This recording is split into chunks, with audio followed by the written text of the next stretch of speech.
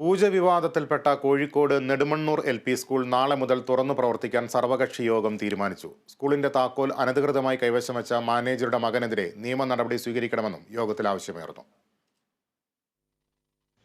ഇക്കഴിഞ്ഞ ചൊവ്വാഴ്ച രാത്രി 8 മണിക്ക് ശേഷമാണ് കോഴിക്കോട് കുറ്റ്യാടിക്കടുത്ത നെടുമണ്ണൂർ LP സ്കൂളിൽ ക്ലാസ് മുറിയിലും പ്രധാനാധ്യാപികയുടെ മുറിയിലുമായി ഗണപതി ഹോമവും പൂജയും നടന്നത്.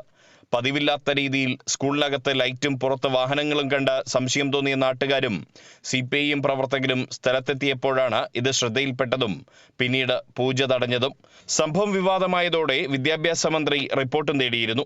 വിവാദത്തെ തുടർന്ന് സ്കൂൾ അടച്ചിടുകയും ചെയ്തു. അതിനു പിന്നാലെയാണ് ഇന്ന് പഞ്ചായത്ത് പ്രസിഡന്റിന്റെ നേതൃത്വത്തിൽ സർവകക്ഷി യോഗം ചേർന്നത്.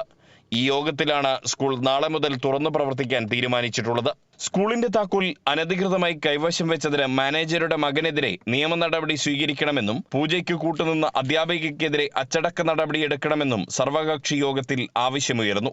അതിനിടെ AEO നടത്തിയ അന്വേഷണത്തെ തുടർന്ന് തയ്യാറാക്കിയ റിപ്പോർട്ടിൽ സ്കൂളിൽ ചട്ടലംഘനം നടന്നതായി കണ്ടെത്തിയിരുന്നു. ഈ റിപ്പോർട്ട് പൊതുവിദ്യാഭ്യാസ ഡയറക്ടർക്ക് സമർപ്പിച്ചിട്ടുണ്ട്. Kerala vision news, Kozhikode.